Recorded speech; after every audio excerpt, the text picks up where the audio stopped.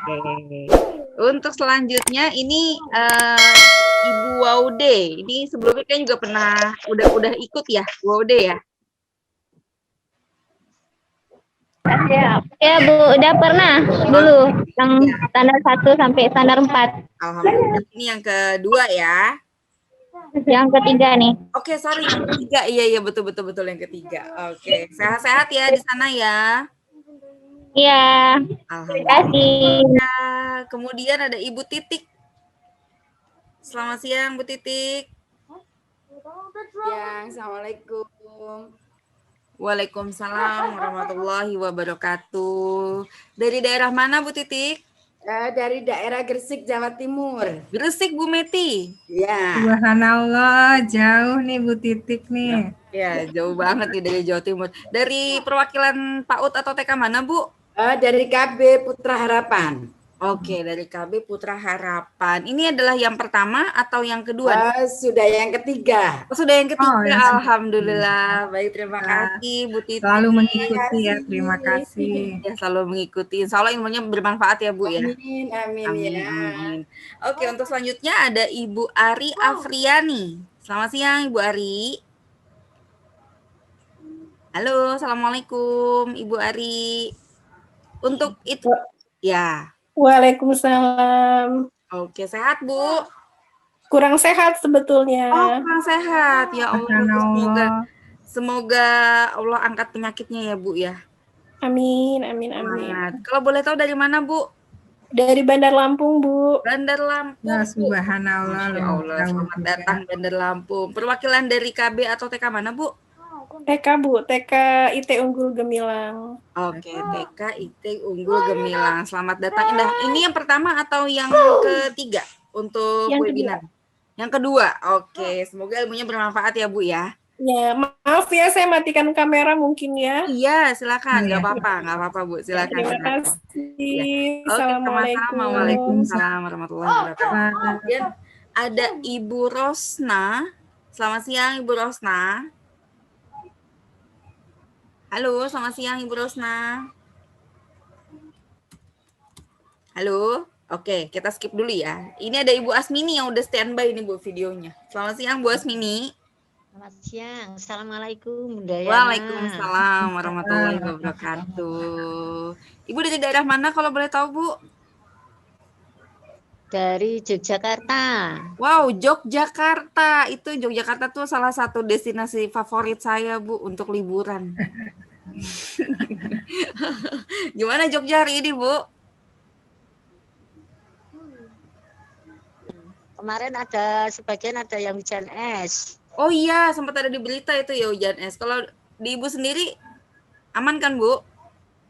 Enggak, tenang ya, alhamdulillah. Oh, alhamdulillah. Dali. Alhamdulillah. Ibu dari perwakilan TK atau KB mana, Bu? Dari TKKD. Halo? Halo, ini kayaknya jaringannya ya. Oke. Kemudian oke, ini ada Ibu. Ya, terima kasih Ibu sudah bergabung. Ya, mudah-mudahan ilmunya bermanfaat ya Bu Asmini ya.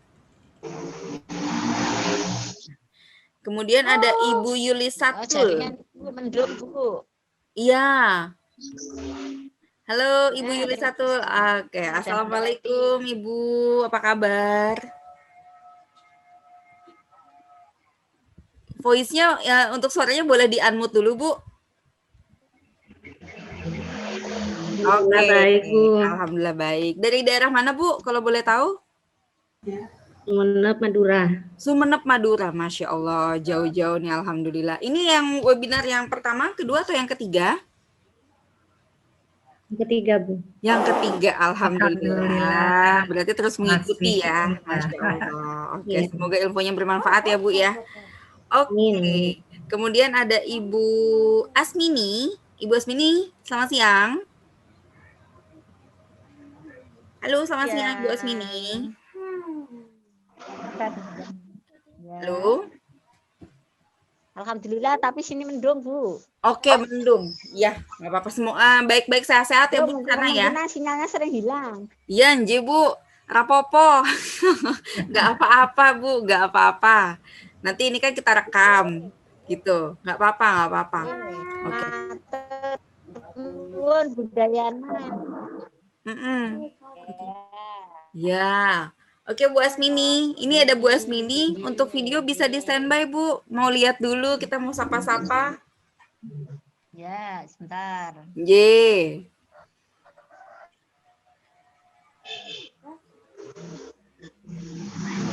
Oke, ini Bu Asmini ya. Bu Asmini yang dari Jogja tadi ya? Iya, Iya. Asmini dari Iya, Jogja. dari Yogyakarta. Bluetooth mode. Kemudian ada Ibu FM Hestika. mode. Line in mode. Halo, Bluetooth mode. selamat siang. FM mode. Line in mode. Assalamualaikum Mbak Yana. Waalaikumsalam warahmatullahi wabarakatuh. Apa Bu kabar? Meti. Iya, apa kabar? Apa kabar? Alhamdulillah kita liburan di sini ya Bu Meti ya. Iya, betul. Nggak apa-apa. Insya Allah ilmunya bermanfaat ya Bu ya. Ya amin amin. Iya, amin insya Allah. Ini dari daerah mana Bu? Mohon maaf, Ibu Estika. Pasar Minggu Jakarta Selatan. Oh, Laut Gembira. Cerahkan di sana Bu ya hari ini ya. Agak Enakan buat bobo sih jam Iya segini betul. kayaknya ya. Makan Indomie ya kayaknya. Ya. Makan Indomie kayaknya. Tuh enak tuh Bu. Iya. Oke. Terima kasih ya Bu. Mudah-mudahan ilmunya bermanfaat ya di webinar kita kali ini ya. Oke. Lancar ya semoga ya soalnya agak mendung. Ya, Iya, amin. betul. Amin. Semoga lancar nih, agak mendung. Suaranya Bu Meti biar bagus. Amin ya. Iya. Allah, amin. Ini kan ada sudah masuk sebanyak 22 nih. Oke, Mau kita mulai langsung atau dimulai saja, boleh. Baik. mulai saja ya. Oke ya. Nih untuk video bisa di-on-kan dulu. Kita mau lihat dulu nih untuk pembukaannya. Biar kita kenal dulu nih. Ya, biar terlihat wajah-wajah Cantik. ceria di siang hari ini. Betul. Semoga walau liburan masih semangat untuk belajar. Amin. Ya. Oke. Assalamualaikum warahmatullahi wabarakatuh semuanya. Selamat siang. Waalaikumsalam warahmatullahi wabarakatuh. Oke, yang pertama-tama saya ingin mengucapkan alhamdulillahirabbil alamin, kita masih bisa dikasih kesempatan untuk bertemu kembali dalam acara hari ini, yaitu acara webinar terkait dengan penjelasan akreditasi standar 5 sampai dengan yang ke-8 Bu Meti ya, betul ya? Iya, betul. Iya, insya Allah. Oke, mungkin sebelum kita mulai acara, untuk menjunjung tinggi rasa nasionalisme kita terhadap bangsa Indonesia nih Bu, di tengah pandemi yang sekarang, saya ingin mengajak para peserta nih untuk bisa menyanyikan lagu Indonesia Raya bersama-sama. Nanti akan saya setelkan untuk musiknya ya. Mungkin udah lama banget nih selama pandemi nggak ikut upacara ya kan, jadi nggak nyanyiin lagu Indonesia Raya. Gitu. Ya, boleh ya Bu ya? Boleh, silakan. Oke, ya. Bismillahirrahmanirrahim.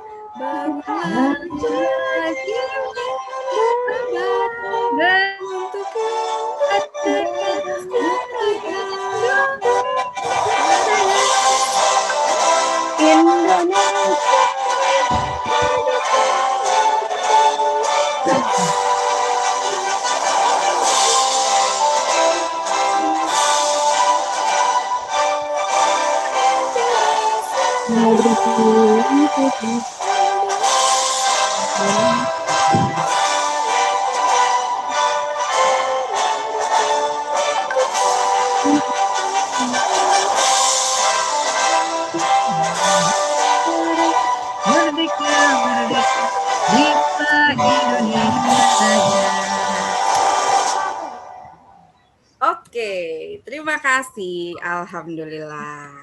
Ya, nah ini mungkin lagu Indonesia Raya ini dulu sering banget dinyanyikan Bu ya, seminggu sekali dalam upacara. Cuman selama 1 tahun ini Yana yakin para murid atau para guru nih udah jarang menyanyikan lagu Indonesia Raya karena hampir tidak pernah melaksanakan upacara di sekolah betul. ya. Iya betul Bu gitu. Oke, kemudian sebelum kita mulai acara kita baca Bismillah dulu Bu ya sebelum masuk ke pembahasan materi ya. Semoga selama acara ini kita diberikan kelancaran, kemudahan dalam menerima ilmu yang akan disampaikan nanti. Dan ilmu yang disampaikan insya Allah akan bermanfaat di kemudian hari bagi kita semua. Oke, Bismillahirrahmanirrahim. Oke, untuk selanjutnya kita langsung masuk ke dalam pembahasan materi ya Bu ya. Ya, boleh Ini silakan. Yana share untuk materinya. Oke. Ya, baik. Untuk waktu dan Bismillahirrahmanirrahim. Assalamualaikum warahmatullahi wabarakatuh. Waalaikumsalam warahmatullahi wabarakatuh. Alhamdulillah di siang hari ini, di hari libur, semua guru-guru masih bisa berkumpul di sini. Kita sama-sama belajar dalam rangka menyelesaikan untuk dokumen apa saja yang terkait dengan akreditasi yang lalu kita sudah bahas sama-sama, yaitu untuk standar 1 sampai dengan 4. Hari ini kita akan selesaikan sampai dengan standar 8. Mudah-mudahan apa yang akan kita pelajari bersama ini itu akan membawa manfaat buat semuanya dan sebagai persiapan untuk melakukan akreditasi. Jadi para guru-guru hebat yang ada di sini, saya pribadi berterima kasih atas atensinya yang sudah berkenan untuk belajar walaupun di hari libur. Ya, baik, kita mulai saja bahwa untuk standar yang akan disampaikan yaitu melanjutkan yang lalu standar 5 sampai 8 dan inilah untuk standar 5. Silakan Yana. Nah, dalam standar 5 itu akan diminta oleh Sispena adalah tentang sarana dan prasarana. Nah, apa sih yang dimaksud dengan sarana dan prasarana? Itu adalah hal yang sangat vital dan penting dalam menunjang kelancaran atau kemudahan di dalam proses pembelajaran. Dalam kaitannya dengan pendidikan yang membutuhkan sarana dan prasarana dan juga pemanfaatannya dari segi intensitas maupun kreativitas dalam penggunaannya oleh guru maupun oleh siswa dalam kegiatan belajar mengajar. Nah, standar sarana prasarana adalah kriteria mengenai ruang belajar. Nih sarana tuh ya, ruang belajar, tempat ibadah, lalu adanya perpustakaan, terus adanya laboratorium, adanya bengkel kerja, artinya buat anak-anak bermain gitu ya. Terus tempat berkreasi, lalu adanya media pembelajaran, alat dan bahan ajar, serta sumber belajar lain yang diperlukan untuk menunjang proses pembelajaran, termasuk penggunaan TIK, ya, teknologi informasi dan komunikasi. Karena kita tahu di masa pandemi ini, anak-anak belajar di rumah, selalu informasi yang kita berikan kepada orang tua adalah melalui WA Group, atau lewat Zoom, atau lewat Google Meet gitu ya. Nah, itu semua adalah penggunaan TIK ya, teknologi informasi dan komunikasi. Oke, selanjutnya. Nah, dalam Sispena untuk standar 5 itu ada 51 yaitu sarana dulu ya. Dan dibagi lagi dari sarana itu ada sarana bermain. Nah, dokumen sarana difokuskan pada ketersediaan alat dan bahan bermain anak antara lain. Ada bahan sensori motorik ya atau sensori motor. Contohnya bola berbagai ukuran, tanah liat, play-doh, pasir, air dan seterusnya gitu ya. Lalu Ada alat bermain peran, contohnya boneka, identitas atau atribut profesi, alat masak-memasak itu juga dibutuhkan dalam kegiatan bermain peran. Di mana anak-anak juga bisa menggunakan misalnya untuk rambu-rambu lalu lintas gitu ya. Nah, itu adalah identitas atau atribut profesi. Misalnya main dokter-dokteran, berarti harus ada stetoskop gitu ya. Nah, itu adalah yang dimaksud dengan atribut profesi. Lalu alat bermain pembangunan. Ada balok, ada puzzle, ada Lego gitu ya. Lalu alat bermain seni, ada alat musik, alat lukis ya. Jadi lukis itu juga termasuk dalam kategori seni. Alat musik di sini bisa saja alat musik seperti angklung mungkin yang ada di sekolah, atau rebana, atau pianika gitu ya. Itu semua adalah alat musik atau alat bermain seni ya. Lalu alat bermain keaksaraan. Nah, yang dimaksud dengan keaksaraan itu ada buku, alat tulis, gambar, lambang-lambang dari angka, huruf gitu ya. Nah, itu adalah alat bermain keaksaraan.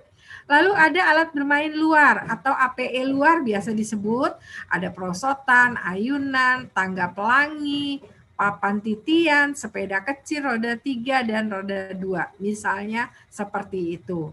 Nah, ini semua bukan cuman boleh milih. Misalnya pilih hanya yang alat bermain sensori motor saja.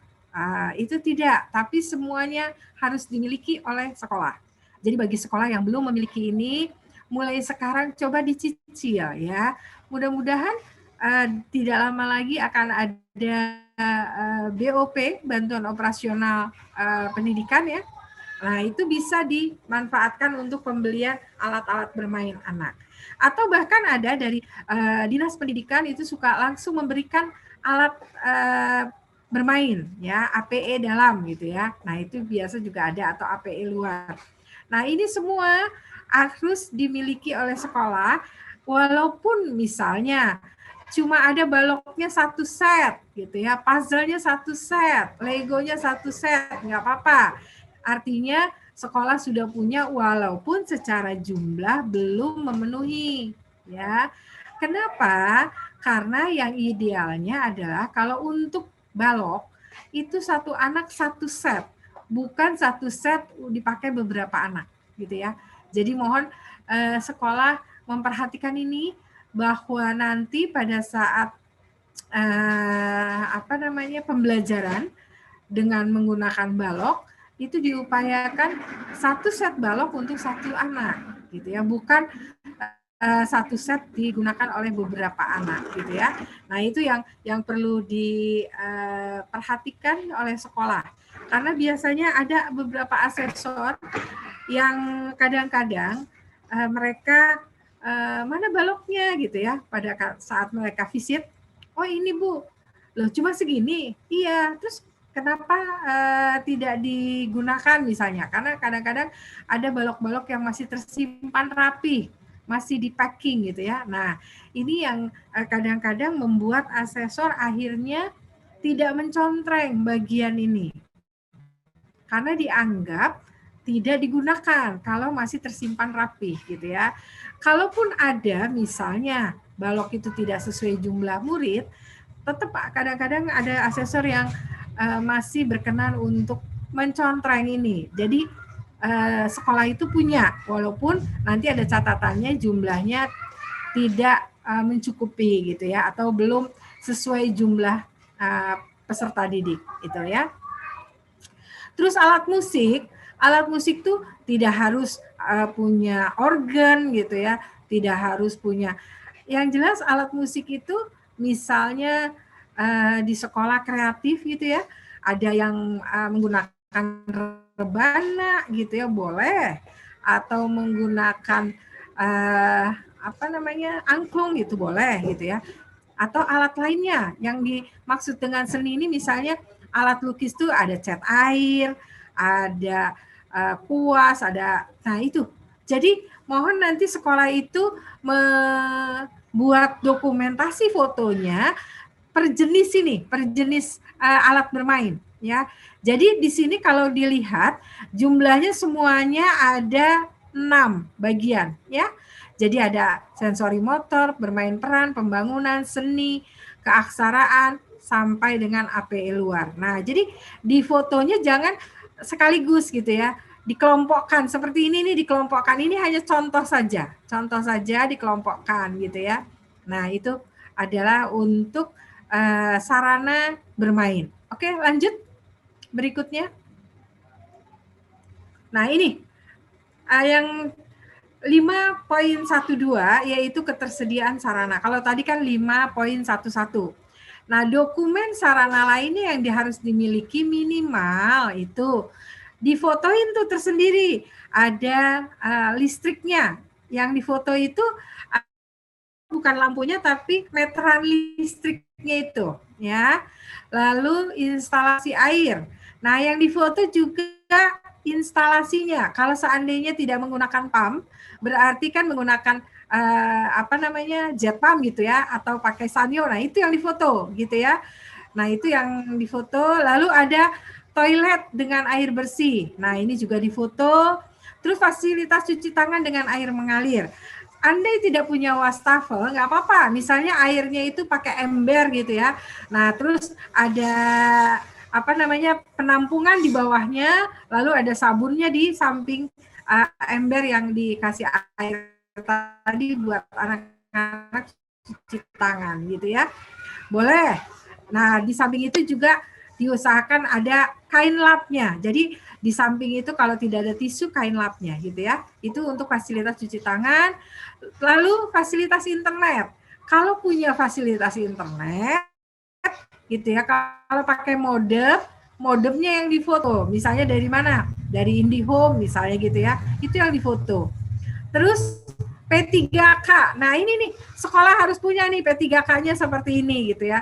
Kalau tidak ada kotak kaca seperti ini, kan ada tuh yang kotak biasa yang kecil ya. Nah, itu juga boleh. Yang penting ketika difoto, dibuka sama isinya tuh dikeluarkan gitu ya. Jadi ini adalah contoh-contoh untuk ketersediaan sarana gitu ya. Nah, bagaimana fotonya satu-satu juga? Fotonya satu-satu juga. Jadi listrik tersendiri, instalasi tersendiri, toilet tersendiri, fasilitas digabungkan. Ya contohnya seperti ini nih, anak lagi cuci tangan kan, berarti ini adalah cuci tangan dengan air mengalir gitu ya. Nah itu masing-masing fotonya. Ini juga ada 6 bagian. Oke, lanjut. Untuk prasarana. Tadi kan sarana, ya sarana itu ada 511 dan 512. Kalau sekarang prasarana berarti masuk ke poin 52. Nah, prasarana itu adalah ada beberapa bagian. Yang pertama luas lahan. Ini bukan luar ya, tapi luas lahan. Ya. Salah ketik ya, luas lahan. Dokumen luas lahan yang tersedia itu harus ada keterangannya. Misalnya dia bentuknya AJB atau sertifikat atau surat keterangan gitu ya, nggak apa-apa. Yang penting menunjukkan luasnya, luas dari lahan yang kita gunakan itu berapa gitu ya. Apakah antara 100 sampai 300 atau di bawah 100, silakan. Lalu luas lahan itu kalau memang mungkin dilengkapi dengan foto secara keseluruhan. Ini hanya sebagai contoh saja. Oke, lanjut di prasarana berikutnya.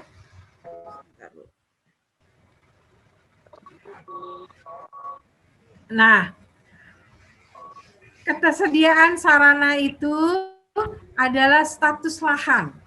Ya, status lahan. Ini masih bagian dari prasarana tadi. Di mana status lahan itu harus kita miliki juga suratnya.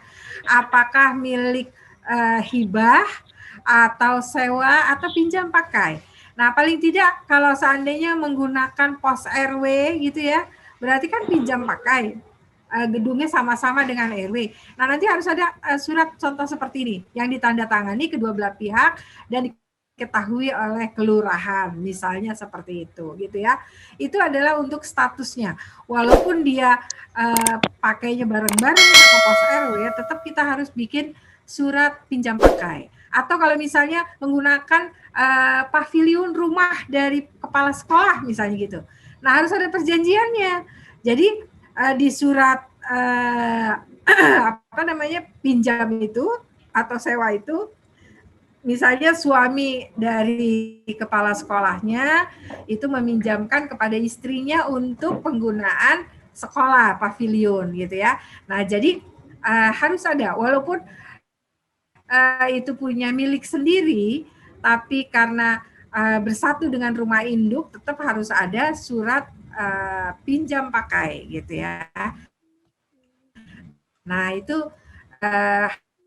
harus dimiliki oleh sekolah juga. Gitu ya, Bu.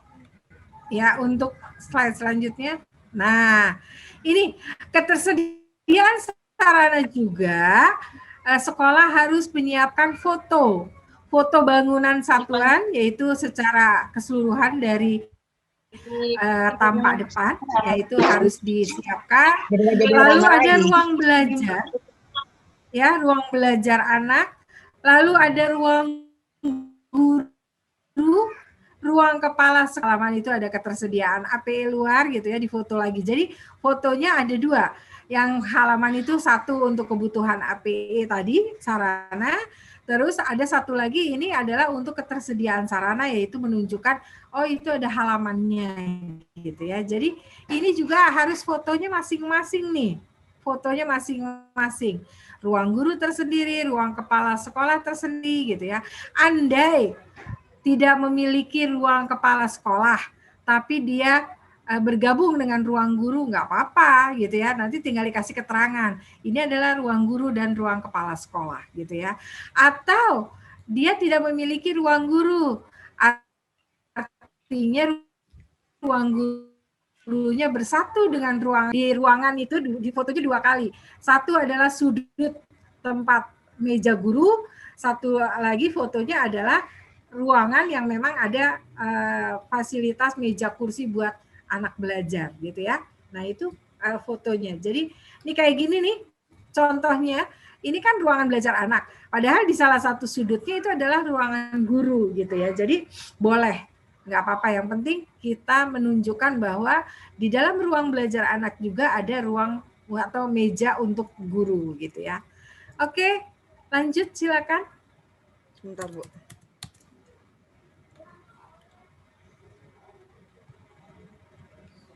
Tanya jawab, Bu. Nah, ini adalah tanya jawab diskusi. Okay. Sebelum kita melangkah ke standar 6, ada baiknya mungkin dari guru-guru yang hadir di sini, ada yang sudah mempersiapkan tapi masih belum mengerti gitu ya. Nah, itu silakan untuk ditanyakan dulu. Ya. Okay. Mungkin dari rekan-rekan guru yang bergabung saat ini ada yang ingin bertanya terkait tadi sudah sarana dan prasarana, Bu ya, dari mulai permainan standar 5. Ya, standar 5. Ya. Dari mulai jenis permainan anak, kemudian sarana dan prasarana di sekolah, kemudian kepemilikan lahan ya, Bu ya, betul ya? Ketersediaan lahan dan juga kepemilikannya. Nah, terkait dengan hal-hal tersebut, mungkin dari para guru-guru yang saat ini hadir, ada yang ingin ditanyakan sebelum kita masuk ke dalam penjelasan berikutnya. Standar 6. Oke. Kalau misalkan mau isi kolom di chat juga monggo, silahkan. Gitu.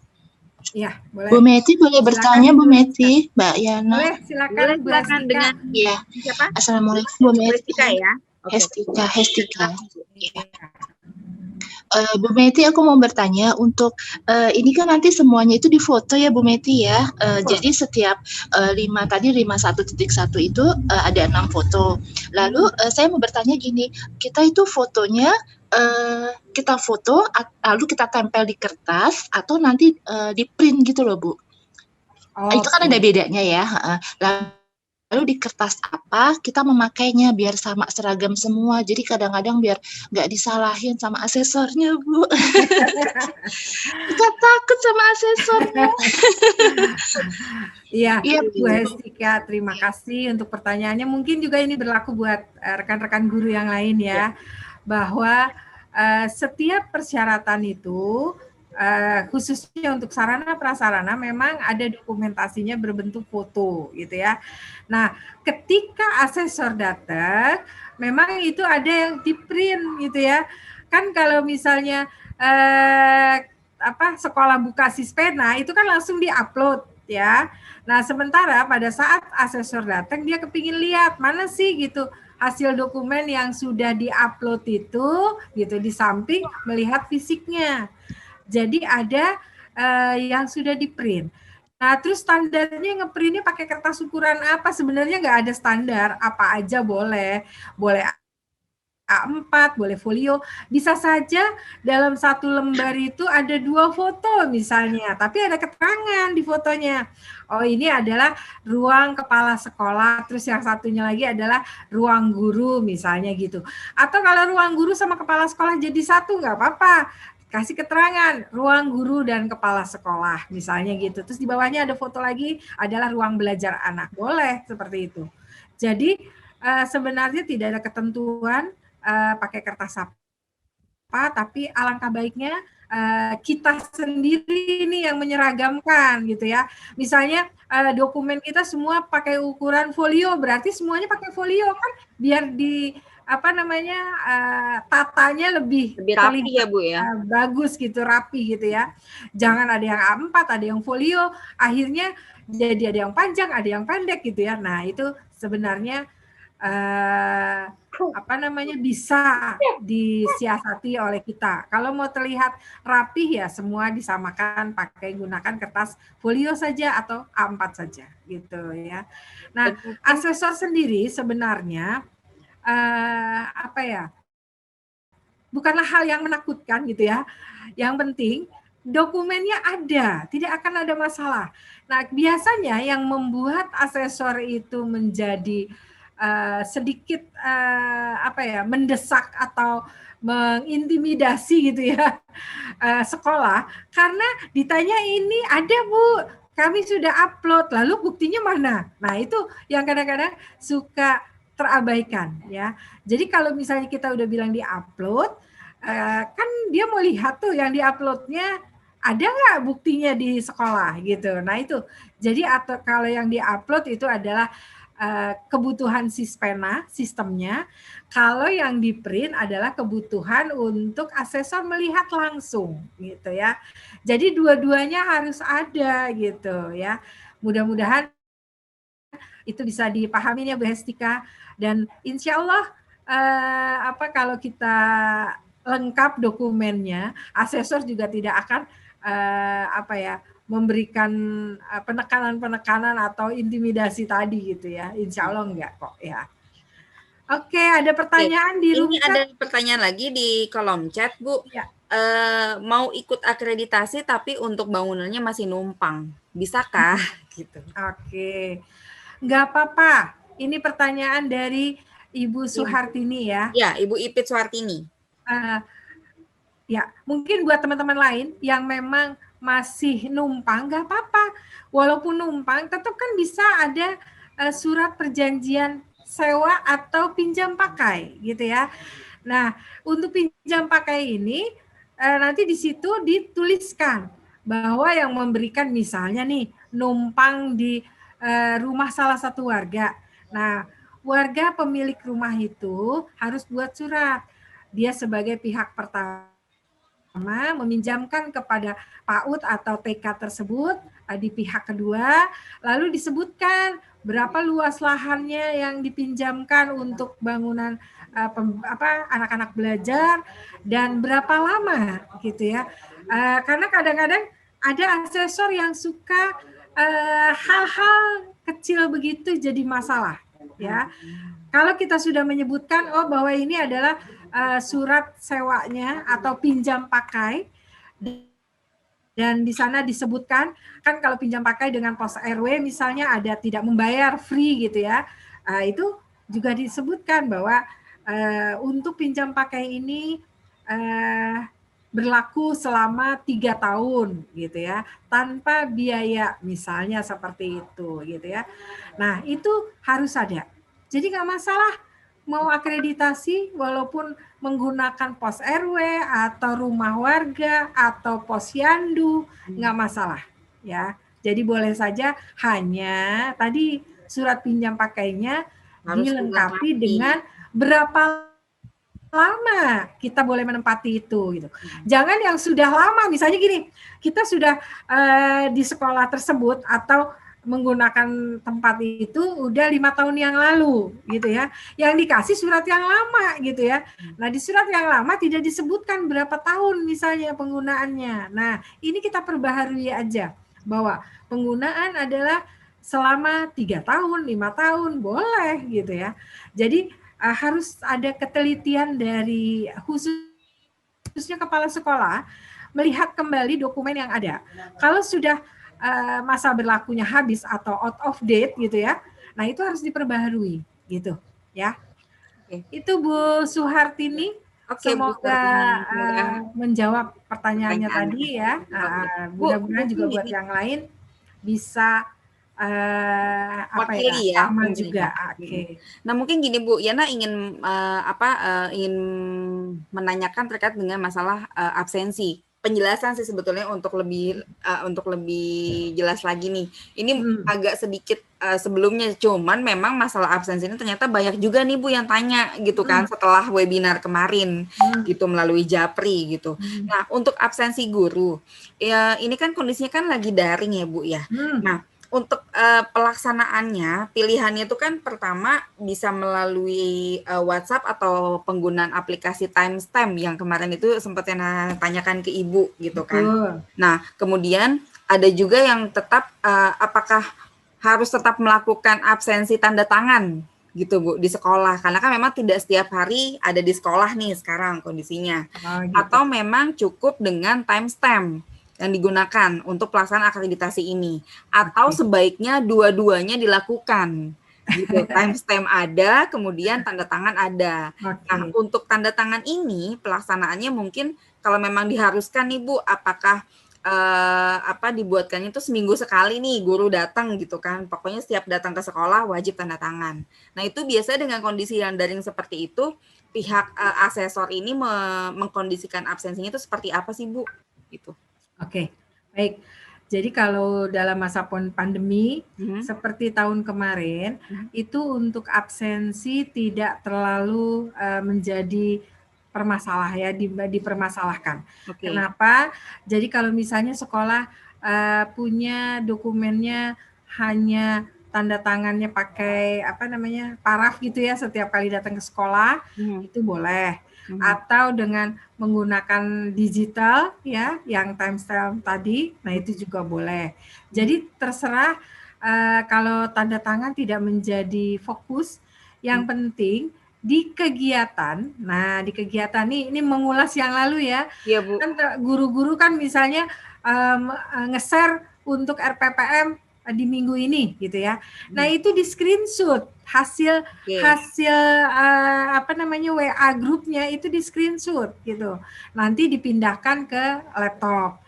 Kalau memang kita memberikan kegiatan kepada orang tua lewat WA group gitu ya. Tapi kalau seandainya ada yang sekolah misalnya dia membuat RPPM lalu diantarkan ke rumah orang tua, itu kan pasti ada dokumentasinya, boleh seperti itu. Jadi memang yang penting adalah ketika kita datang ataupun asesor datang itu ada dokumentasi. Kan nanti ditanya, Ibu memberikan RPPM kepada orang tua murid? Iya. Lewat apa? Lewat WA group misalnya. Terus buktinya mana gitu kan?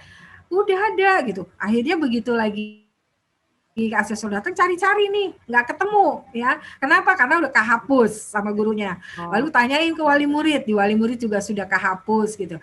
Nah jadi saya menyarankan kalau bisa setiap kali kita nge-share kegiatan itu di screenshot gitu ya. Di screenshot, misalnya dalam 1 minggu itu ada 4 hari kegiatan, kan itu bisa di collage. Jadi RPPM-nya lalu dengan RPPH di college jadi 1 foto misalnya gitu. Itu adalah untuk minggu pertama di bulan Januari misalnya atau di bulan Februari gitu ya. Jadi ada dokumentasinya gitu. Karena kadang-kadang ada asesor yang inginnya detail gitu ya. Kadang-kadang tidak memahami kondisi seperti ini, pandemi, keterbatasan juga kan. Misalnya kalau misalnya dipakai screenshot terus tuh handphonenya lama-lama kan penuh error. Iya, gitu. betul. Ya, nah saya menyarankan kalau sudah banyak data dokumen di handphone kita, coba dipindahkan ke laptop atau dipindahkan ke flash disk misalnya gitu ya. Jadi nanti pada saat dibutuhkan tinggal dibuka saja, di print, kasih lihat sama asesornya seperti itu ya.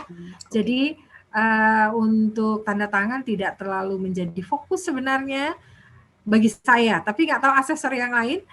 Yang penting dokumentasi adalah ya, dalam Bu, ya, dokumentasi pemberian kegiatan atau iya. tugas itu ada dokumentasinya. Dokumentasi pemberian tugasnya, lalu dokumentasi hasil kegiatannya gitu ya. Jadi ada sinkronisasi antara tugas yang diberikan dengan hasil kegiatan. Oke, ada lagi yang mau ditanyakan, disampaikan?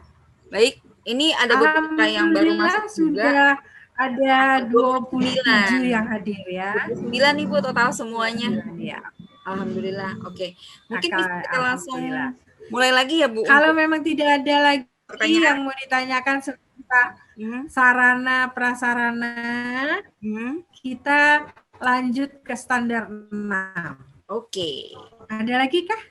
6 ya. Oke. Silakan. Share ya. Ini sudah. Oke, silakan Bu.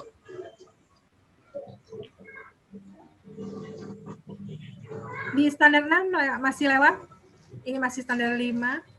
Oh. Nah, ini ya. Standar 6 ini adalah standar pengelolaan ya, di mana pelaksanaan yang mengacu pada standar isi, proses ya, pendidik dan tendik, sarana prasarana serta pembiayaan. Nah, standar pengelolaan PAUD itu meliputi perencanaan program. Nah, di sini perencanaan program, kita kan dalam 1 tahun misalnya membuat PROTA ya, program tahunan. Nah, dalam program tahunan itu biasanya guru-guru dengan kepala sekolah itu menentukan temanya apa saja di semester 1, semester 2 gitu ya. Lalu kegiatan di luar KBM. Biasanya kan ada kegiatan misalnya outing kelas gitu ya, atau kegiatan manasik haji gitu ya. Nah, itu yang dimaksud dengan perencanaan program 1 tahun ya. Jadi harus bisa membedakan antara program semester dengan program 1 tahun. Kalau program 1 tahun di dalamnya di samping ada kegiatan semester RPPM dan RPPH, ada juga kegiatan di luar itu ya. Misalnya ada outing kelas atau ada parenting gitu ya. Nah, itu kan masuknya di perencanaan program tahunan ya. Jadi ini sekolah harus punya nih program tahunan di mana ada kegiatan-kegiatan yang di luar KBM itu dimasukkan di program tahunan. Oke. Pengorganisasian. Nah, diharapkan ada struktur organisasinya ya, di mana sekolah juga harus memiliki kerjasama dengan komite atau dengan persatuan orang tua murid gitu ya. Nah, itu harus ada dibuatkan dalam organisasinya. Dan kalau boleh itu ditempel gitu ya. Oke, lalu ada pelaksanaan rencana kerja, pengawasan agar tercapai efisiensi dan efektivitas penyelenggaraan pendidikan ya. Jadi standar pengelolaan ini sebenarnya tugasnya kepala sekolah nih yang dominan ya, dibantu oleh para guru-guru ya. Dan ini harus ada. Oke, lanjut ke slide berikutnya. Alhamdulillah ini sudah ada yang hadir lagi nih, bertambah. Iya. Alhamdulillah. Biasanya kalau mau last Iya. minute baru banyak Nah, nih. sekarang iya. Di standar pengelolaan standar 6. Di 6.1 itu perencanaan satuan ya, bahwa di dalam KTSP yang lalu sudah saya jelaskan tentang KTSP ya. Nah, itu isinya harus ada visi, misi dan tujuan satuan pendidikan. Itu. Lalu ada rencana kegiatan satuan ya. Lalu ada kalender pendidikan tahun berjalan yang dibuat oleh satuan pendidikan. Nah, ini yang saya contohkan, ini biasanya dapatnya dari dinas nih, ya. Kalau ini kan umum banget nih, ya. Artinya belum masuk kegiatan kita. Nah, jadi dari kalender yang umum ini coba diturunkan. Buatlah program tahunan yang ada kalendernya. Jadi misalnya di bulan Januari itu ada kegiatan misalnya adalah anak-anak mengunjungi museum misalnya seperti itu ya. Lalu di bulan Februari anak-anak ada kegiatan untuk cooking class misalnya gitu ya. Nah, jadi itu kan tidak ada di kalender ini. Di kalender yang dibuat oleh Pemda kan itu nggak ada, tapi itu adalah kegiatan tambahan kita, makanya dibuatlah kalender tahun berjalan yang punya sekolah masing-masing. Dan ini biasanya berkait dengan program tahunan tadi, gitu ya. Jadi di bulan Januari tadi ada kegiatan outing class, gitu ya. Terus bulan Februari ada cooking class gitu. Lalu di bulan Maret ada parenting gitu. Kan biasanya sekolah masing-masing punya karakter tersendiri ya. Beda ya, Bu, mungkin ada yang lebih dominan di mana gitu. Nah, itu bisa dimasukkan di kalender pendidikan tahun berjalan yang dibuat oleh satuan pendidikan. Nah, ini yang kadang-kadang membuat asesor itu tidak mencontreng karena dia cuma punya kalender dari dinas doang gitu. Terus kalendernya sendiri mana gitu. Terus dikasih tunjuk lagi yang ini. Akhirnya kalau asesornya merasakan wah, ini sekolahnya tidak membuat kalender, langsung tidak dicontreng nih. Walaupun sebenarnya sudah ada kegiatan tersebut di dalam program tahunan gitu ya. Jadi sampaikan kepada asesornya. Ini memang kalender umum yang dapat dari Dinas Pendidikan. Kami juga sudah membuat kalendernya yang dimasukkan ke dalam program tahunan gitu ya. Nah, itu yang harus dimiliki oleh sekolah. Jadi jangan mengandalkan ini sudah memenuhi standar gitu ya. Bukan, yang dimaksud adalah milik sekolah tersebut. Karena setiap sekolah punya perbedaan dalam memberikan program tahunannya gitu ya. Oke, lanjut. Nah, ini di 62 masih standar pengelolaan. Tadi saya sudah bilang harus ada struktur. Nah, ini contoh struktur organisasi ini ya. Di sini ada keterkaitan antara sekolah dengan komite misalnya seperti itu. Ya, ini masing-masing dibuat sesuai dengan gayanya sekolah gitu ya. Kebiasaannya seperti apa, dan struktur ini ditempel di dinding. Jadi misalnya di ruangan kepala sekolah tuh ada struktur ini ya, ditempel. Jadi bukan hanya ada di print di dalam KTSP, tapi ini harus ada tertempel di dinding. Sama dengan kalender tadi juga harus tertempel di dinding gitu ya, di dinding ruang guru atau ruang kepala sekolah gitu ya. Itu terus ada tupoksi. Nah, tupoksi ini kan boleh di bawahnya nih disebutkan misalnya sebagai kepala sekolah, dalam garis miring juga sebagai guru merangkap. Terus ada sekretaris merangkap juga sebagai guru. Jadi sekretaris garing sebagai guru gitu ya. Nah, deskripsinya itu harus masuk di dokumen KTSP. Ya, di dokumen 1 KTSP. KTSP itu kan ada 2 dokumen, ada dokumen 1 dan dokumen 2. Nah, ini masuknya ke dalam dokumen 1 nih. Terus ada tata tertib pendidik dan tenaga kependidikan. Nah, tata tertib ini kadang-kadang ada asesor yang jeli nih. Padahal di KTSP kita ada, tapi kita tidak menempel di dinding misalnya gitu ya. Nah, kadang-kadang itu juga tidak dicontreng gitu ya. Padahal kalau di KTSP-nya ada. Nah, alangkah baiknya ini juga ditempel nih, tata tertib pendidik dan tenaga pendidikan. Misalnya harus hadir 30 menit sebelum anak-anak kegiatan atau anak-anak hadir. Lalu ada penggunaan seragam gitu ya. Lalu jam berapa sampai jam berapa efektif mengajarnya. Lalu di hari apa ada kegiatan untuk rapat dengan guru misalnya gitu kan, membahas program-program belajar. Nah itu ya. Oke, lanjut ke standar berikutnya. Nah ini standar pengelolaan untuk SOP. Nah ya, ini masuk juga di dokumen 1 di KTSP. Harus ada SOP, penerimaan siswa. Nih semua nih, ini minimal nih. Ya. Jadi mohon sekolah sekarang mulai mencari di Google ya tentang bagaimana nih SOP penerimaan siswa. Lalu pembelajaran nanti tinggal disesuaikan dengan kebiasaan di sekolah. Ya. Bu, ini harus ada nih SOP nih, ya. Standar operasional dan prosedur. Gitu ya.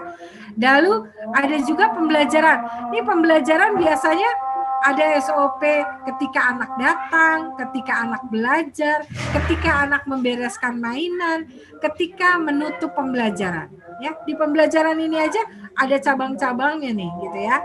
Nah, ini yang harus dibuat oleh sekolah. Tapi minimal ini harus ada nih, ya. Jadi ada SOP penerimaan siswa, pembelajaran, pengembangan kompetensi pendidik ini maksudnya SOP-nya setiap berapa bulan ada evaluasi yang mengharuskan pendidik itu mengikuti seminar, mengikuti diklat misalnya begitu ya. Lalu SOP pembiayaan. SOP pembiayaan itu misalnya mulai penerimaan uang, itu mengalir dananya kemana, lalu siapa yang menyimpan gitu ya, lalu siapa yang nanti bertugas untuk membelanjakan gitu ya. Nih pembiayaan. Lalu pelibatan orang tua ini terkait dengan parenting nih ya. Jadi mohon SOP-nya minimal ini harus ada nih di dalam KTSP ya. Nah, SOP sendiri adalah merupakan langkah-langkah untuk menjalankan pembelajaran PAUD dalam mencapai semua kompetensi inti. Ya, SOP juga adalah sistem yang memberikan pedoman kerja, ya, kapan, di mana, dan oleh siapa, serta bagaimana cara pembelajarannya dijalankan. Nah, ini maksudnya ya. Jadi mohon sekolah mulai mempersiapkan SOP ini. Kadang-kadang kalau seringnya saya melihat SOP itu cuma satu, yaitu SOP pembelajaran sama SOP penerimaan siswa. Tapi yang tiga ini nggak ada gitu ya. Nah itu mohon dilengkapi. Baik, lanjut. Slide berikut. Nah ini standar pengelolaan. Supervisi itu dilakukan oleh kepala sekolah kepada guru, ya. Nah ini adalah contoh instrumennya nih, ya, instrumen pengawasannya. Bagaimana kepala sekolah memberikan pengawasan terhadap guru dalam belajar mengajar, ya. Nah ini, terus di dalam supervisi ini mohon ditambahkan tindak lanjut. Nah, umumnya supervisi ada, tapi tidak ada kolom tindak lanjut. Misalnya, sudah dinilai nih, oh guru yang bernama Yana misalnya, itu mendapat nilai 70 gitu ya. Lalu tindak lanjutnya apa? Itu tidak ada. Jadi ini mohon ditambahkan tindak lanjut. Ya, jadi mohon kepada sekolah memberikan supervisi itu ditambahkan kolom tindak lanjut ya. Jadi oh kalau nilainya 70 berarti Yana untuk bulan depan harus mengikuti diklat misalnya. Diklat bagaimana memberikan pembelajaran yang lebih kreatif terhadap anak gitu misalnya ya. Nah, itu harus ada tindak lanjutnya gitu. Oke, itu untuk pengelolaan. Lalu untuk selanjutnya oke, kita tanya jawab ya. Jadi setiap standar sebelum lupa kita lakukan tanya jawab ya. Oke. Mungkin dari para guru ini ada yang ingin menyampaikan pertanyaan terkait dengan penjelasan kalau tadi itu Bu Meti lebih kepada ini Bu ya, teknis ya Bu ya, teknis. Ya. Teknis dari mulai cara standar pengelolaan sekolah itu sendiri, kemudian alur penerimaan siswa, dana dan lain sebagainya, kemudian teknis pembelajaran itu seperti apa gitu Bu ya. Nah ini kemudian struktur nih Bu, struktur kan yang memang terlihatnya tuh simple tapi ternyata kalau dijalankan tuh agak sedikit rumit ya Bu ya. Awalnya rumit. Iya, agak sedikit detail kalau struktur gitu kan. Nah, mungkin dari para guru hebat ini ada yang ingin memberikan pertanyaan terkait dengan penjelasan yang tadi. Nah, ini terima kasih dari Bapak Muhammad Sultan nih, Bu. Iya. Wah, ini teman saya. Oke. Nah, luar biasa. Insya Allah nanti akan di-share ya di grup ya. Ya, insya Allah. Jadi nanti materinya. Ya, materi dan selama Zoom ini berlangsung kan sudah kita record nih Bu. Jadi insya Allah seperti biasa kita edit dulu, nanti akan kita blast gitu. Akan tayang di YouTube channel seperti biasa Bu. Insya Allah. Ya, insya Allah. Okay. Sehingga teman-teman yang tidak hadir pun nanti bisa ikut mendengarkan ya, ikut belajar juga ya. Betul. Dan insya Allah segala ilmu yang Bu Meti sampaikan tuh bisa dilaksanakan dengan baik oleh para guru di Indonesia gitu. Iya, amin. Oke. Nah, ini ada pertanyaan nih, Bu. Boleh? Oke. Ini yang menjadi kendala, ini kayaknya salah grup nih. Yang Pak Sultan tentang bahan kimia maksudnya. Baik. Memang ini kita webinarnya dikhususkan untuk tingkat PAUD ya. Iya, betul. Tapi tidak ada salahnya mungkin sedikit saya sampaikan untuk tingkat kakak kelasnya yaitu yang SMA ya. Jadi tentang bahan kimia, jadi memang yang namanya sekolah kalau punya lab berarti kan harus punya bahan-bahannya. Nah, dokumentasinya harus ada di foto dan secara fisik juga harus ada gitu ya. Seumpama nih sekolah punya alat-alat untuk anak uji coba gitu ya. Nah, tentang bagaimana mencampur bahan-bahan kimia tadi, nah itu alatnya maupun bahannya harus dimiliki dan didokumentasikan, difoto gitu ya. Nah terus mau praktek nggak punya gitu ya.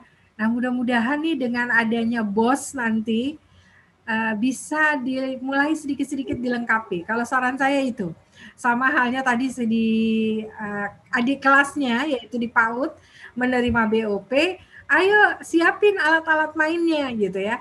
Jadi memang sarana ini adalah hal yang penting ya, karena disitulah letak mutu dari sekolah ya. Kalau seandainya sekolah tidak punya sarana, lalu mau dikatakan bisa terakreditasi A atau B gitu ya. Nah itu kan nggak mungkin gitu ya. Jadi asesor akan melihat ketersediaan sarananya. Karena ini adalah poinnya besar gitu ya. Kan sekolah itu bisa dianggap mutunya baik kalau kelengkapan sarana prasarananya itu ada ya. Jadi mohon diperhatikan untuk penilaian sarana prasarana itu nilainya tinggi. Jadi mohon sedikit-sedikit kalau memang katakanlah tadi bahannya tidak tersedia gitu ya. Nah mungkin dari dana BOS bisa dialokasikan ke sana gitu ya. Nah tanda petik bagaimana sih, karena kan sudah di dalam pembiayaan itu persentasenya sudah disebutkan ya. Misalnya untuk alat belajar sekian persen, untuk fasilitas sekolah sekian persen, untuk honor guru misalnya atau transport guru sekian persen. Sebenarnya itu pinter-pinternya dari kepala sekolah bekerja sama dengan pihak ketiga gitu ya. Menurut saya seperti itu. Kenapa? Karena nanti kalau misalnya di sana sudah ditentukan, ini off the record ya, off the record gitu ya. Jadi bisa ditentukan sekian, tapi kita bisa mengambil tidak seluruhnya. Nah, yang sebagian kita gunakan buat beli alat-alat bahan praktek tadi, misalnya seperti itu ya. Jadi memang yang namanya sekolah dianggap memiliki mutu baik kalau sarana prasarananya lengkap gitu. Dan pengelolaannya Ibu ya, pengelolaan itu baik dan tepat gitu. Karena ini tadi dari Pak Sultan ada sedikit kasih informasi untuk keterbukaan pendanaan yang diterima di sekolah itu kurang transparan ya Pak ya, betul ya Pak ya. Betul, itu adalah sudah hal umum ya, tapi kita bisa mensiasati, ya bisa mensiasati mungkin dengan cara bagaimana yang tadi walaupun sudah ditentukan persentasenya, tapi kita tidak harus membeli seluruhnya alat atau bahan belajar untuk siswa, sebagian kita belikan untuk sarana laboratorium misalnya seperti itu Pak. Kalau sarananya lumayan banyak Bu, cuma yang kendala itu adalah bahannya, karena kalau kita praktek kimia itu selesaikan dibuang, ya itu harganya harganya mahal, jadi hanya proses yang dilihat dibuang, tidak sama dengan. Nah itu tadi saya bilang ada dokumentasinya.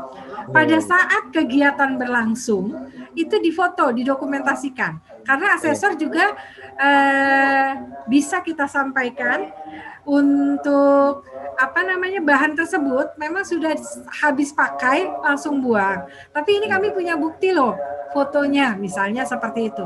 Kadang-kadang asesor ada yang mau memahami itu, tapi ada asesor juga yang nggak mau mengerti.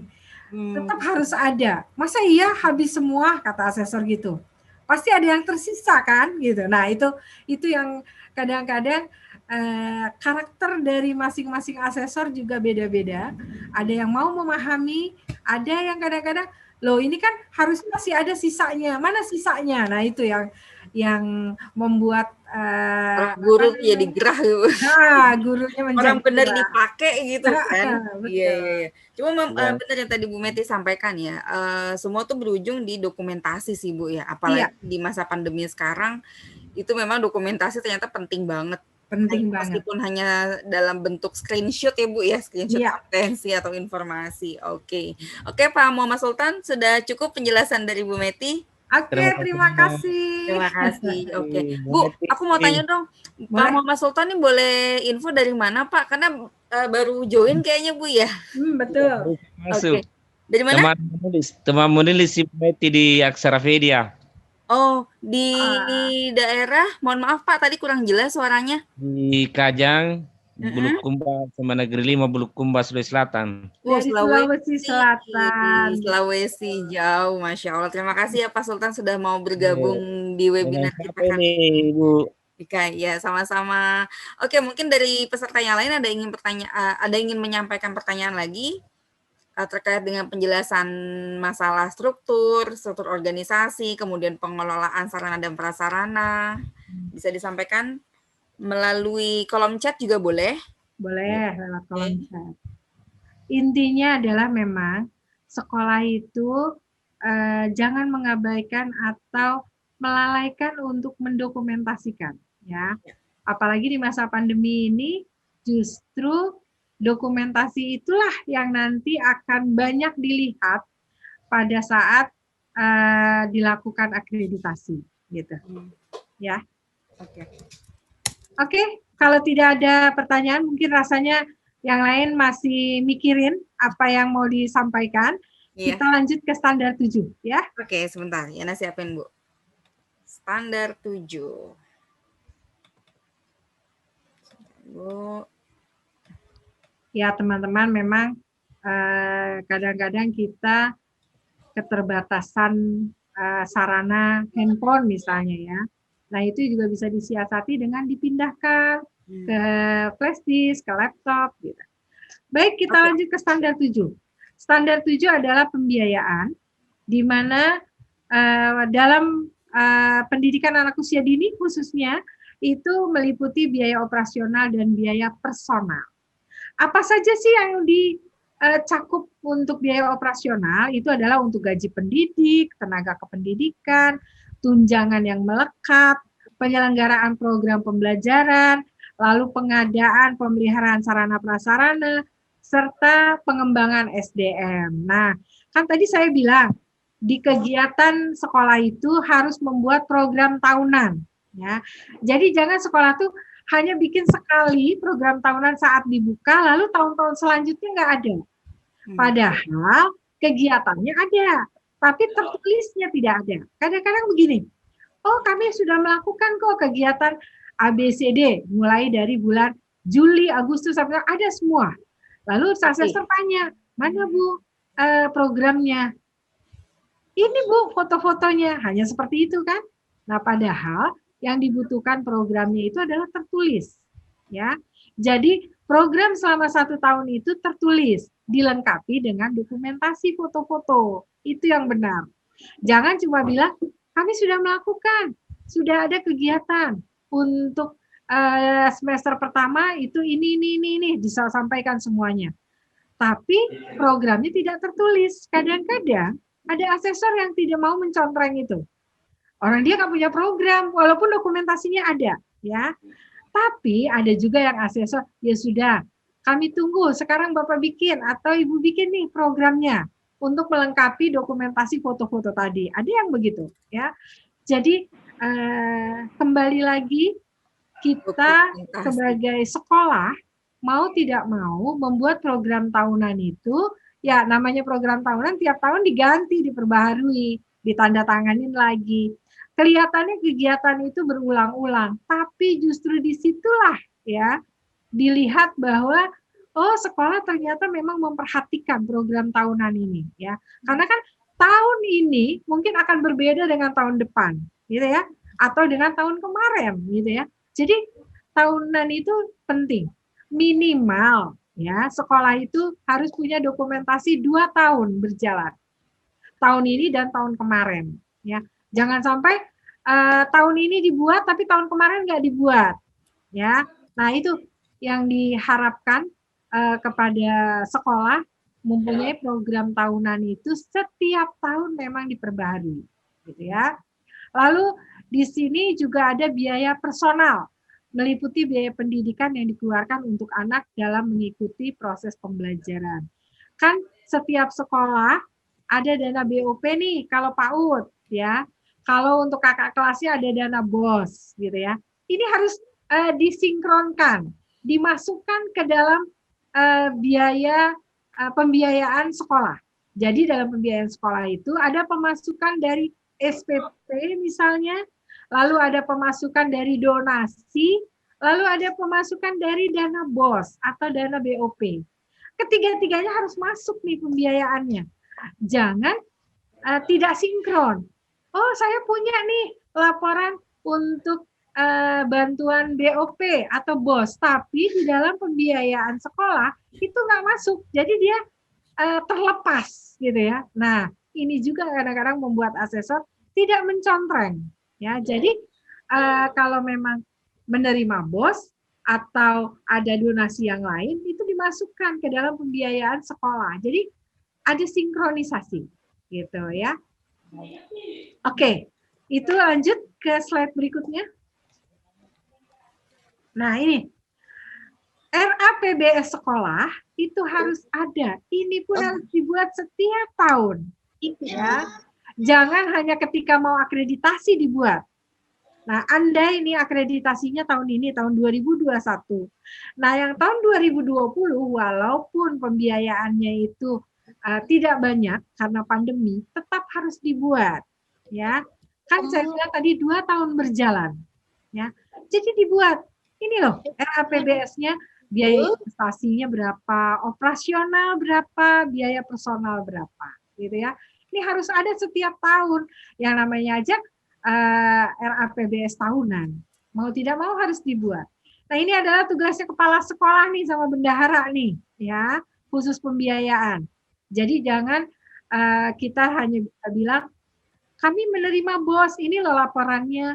Lalu nanti asesor tanya, mana Bu RAPBS-nya? Begitu dilihat tidak sinkron, karena tidak dimasukkan tuh, ya, yang pemasukan dari bos, gitu ya. Nah, itu yang harus diperhatikan. Oke, slide selanjutnya.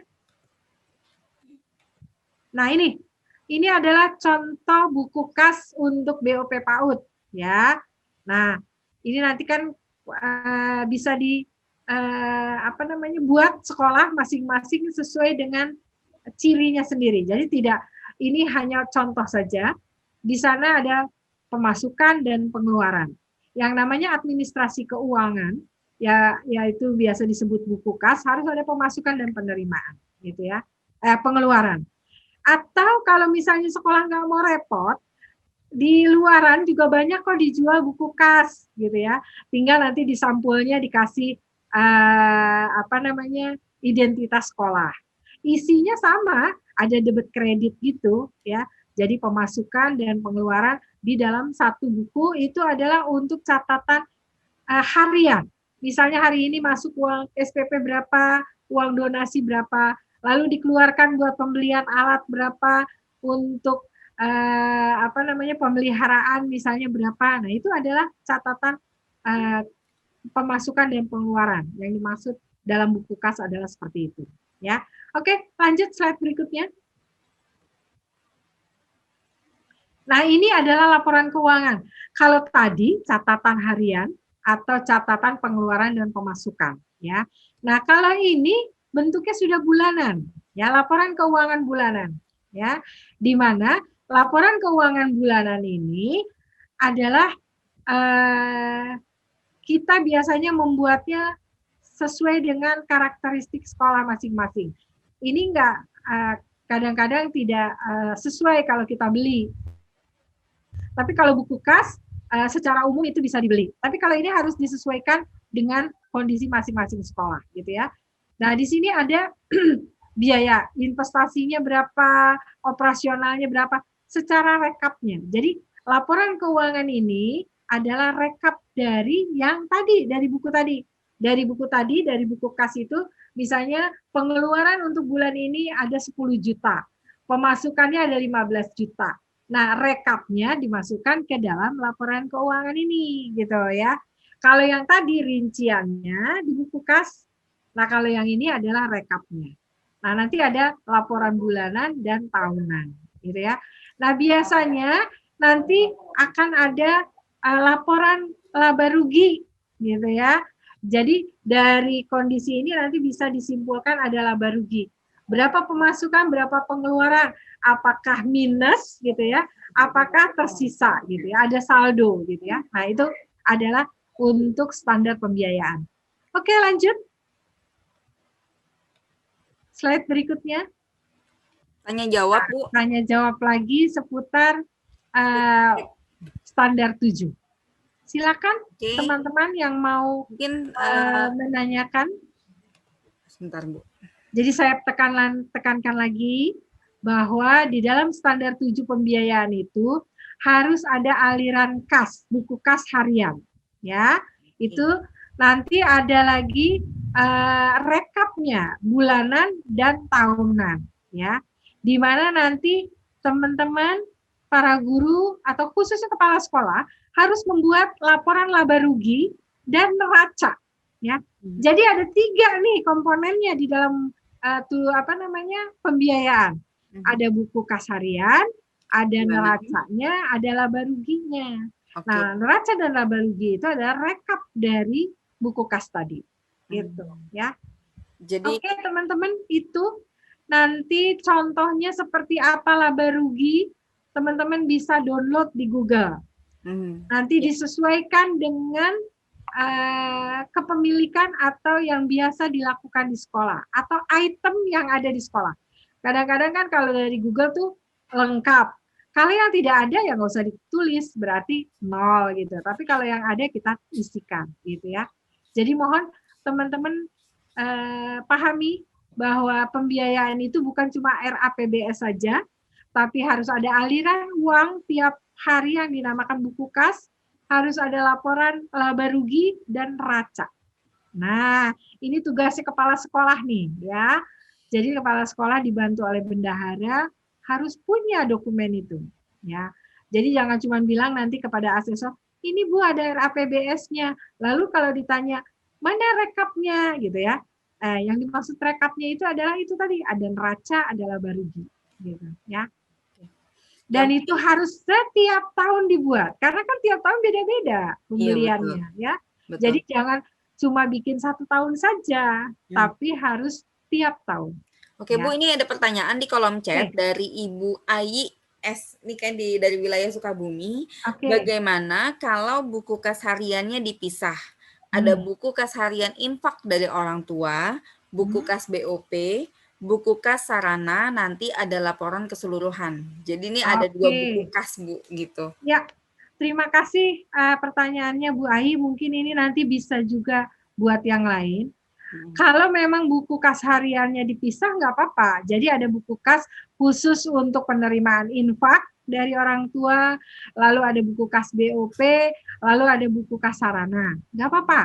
Tapi nanti itu tadi ada laporan keseluruhan yang rekapnya tadi ya, di mana ada laporan bulanan. Nah, dalam laporan bulanan tadi diambillah rekap dari kas harian, dari BOP, dari sarana. Jadi semua akan tercatat di buku tersebut, gitu ya, di buku laporan keseluruhan bulanan tadi.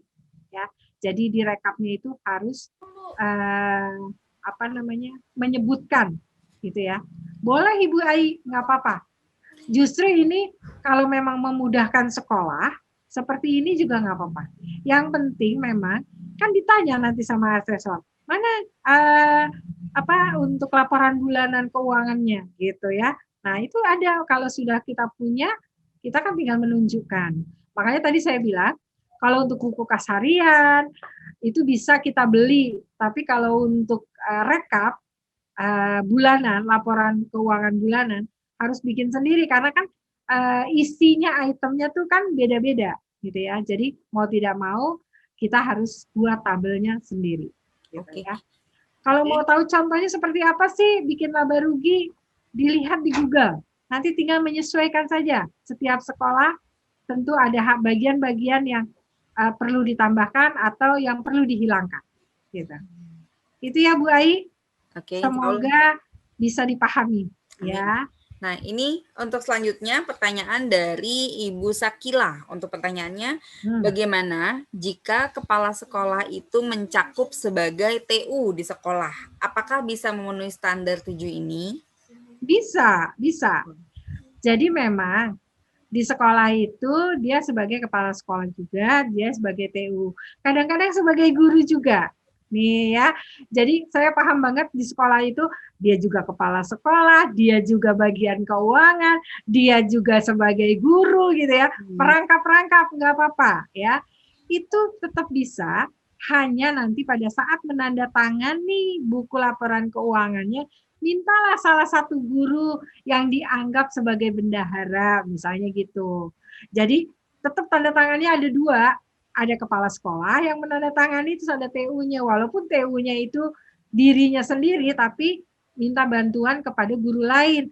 Coba deh, nanti yang jadi kepala sekolahnya Bu Hestika gitu ya, tapi nanti yang jadi TU-nya Bu Yana gitu ya. Boleh seperti itu. Walaupun sebenarnya yang mengerjakan semuanya Bu Hestika gitu ya.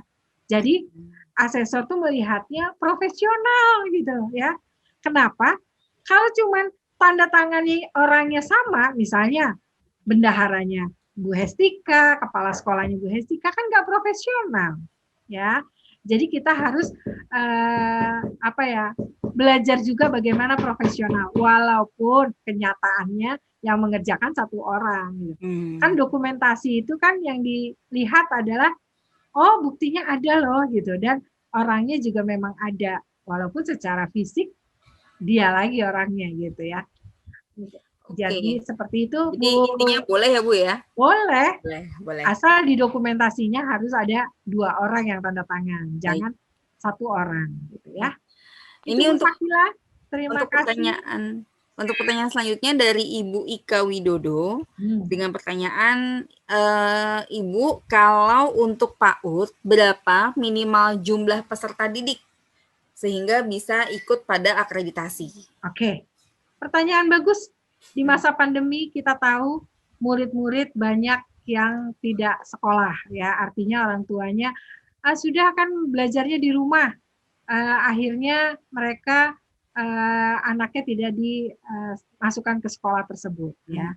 Nah, untuk ini di Sispena itu minimal 10 peserta, artinya 10 murid. Walaupun murid itu misalnya ada di kelas A 5 orang, di kelas B 5 orang, nggak masalah. Yang penting jumlah minimalnya secara total 10. Kalau 10 itu bisa diakreditasi. Kalau kurang dari 10 belum bisa diakreditasi, ya. Jadi sekolah itu memenuhi persyaratan untuk akreditasi jika muridnya minimal 10 orang. Kalau kurang dari itu nggak bisa, ya. Dan buat semua sekolah ada hal penting. Bagaimana caranya bisa menarik murid? Sekarang kan bulan Februari. Insya Allah mulai bulan depan nih. Sekarang sudah bulan Maret ya. Nah, insya Allah mulai bulan April itu kan sudah mulai buka penerimaan murid. Atau ada juga yang sudah mulai buka di bulan ini. Nah, bisa disampaikan kepada para orang tua untuk meyakinkan bahwa nanti mau masuk sekolah SD, setiap anak itu harus punya yang namanya NIS, nomor induk sekolah nasional, nomor induk siswa nasional, gitu ya. Jadi harus punya NIS.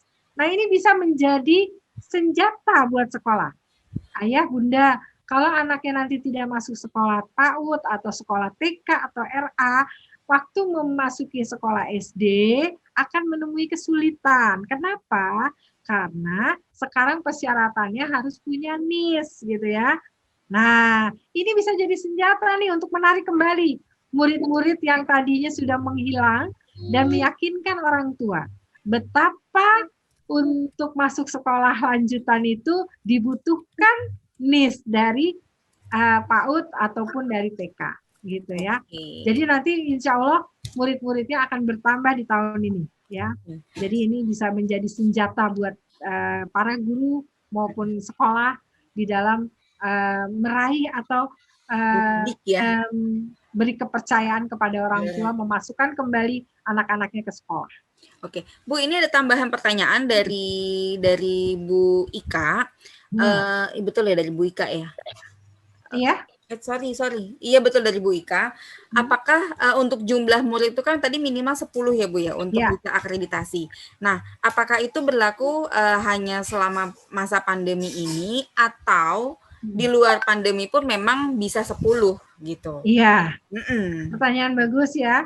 Jadi untuk Sispena itu apakah dia dalam kondisi pandemi atau dalam kondisi yang normal, tetap cuma 10 gitu ya, 10 murid. Jadi tidak ada pembedaan, tetap 10 murid. Minimal 10 ya? Iya, minimal 10. Gitu ya. Oke, nah nanti itu untuk PAUD. Tapi untuk kakak kelasnya, untuk SD, SMP, dan SMA ada aturan sendiri lagi ya. Jadi bukan cuma 10, lebih dari itu. Lebih dari 10. Minimal 1 kelas ya. Minimal 1 kelas ya. Kalau 1 kelas itu kapasitasnya 30 ya 30 minimalnya ya. Jadi tidak sama dengan kakak kelasnya ya. Oke, ini ini ada lagi, Bu. Ini ada dari Ibu Ai dari Sukabumi. Bagaimana jika ada murid usia 2,5 tahun lah ya, atau 2,6 tahun, tapi sekolah hanya menggunakan kurikulum usia 3 sampai dengan 4 tahun saja? Nah, ini harus disiasati. Ini sering sekali terjadi di saat dilakukan visitasi, ada murid-murid yang di bawah usia kelompok A. Kelompok A itu kan usianya 4 tahun ya. Terus ada izinnya dia adalah TK atau SPS. Kalau TK atau SPS itu kan usianya 4-6 tahun. Andai ada murid di bawah itu, bilang kepada asesornya, ini off the record juga sebenarnya ya.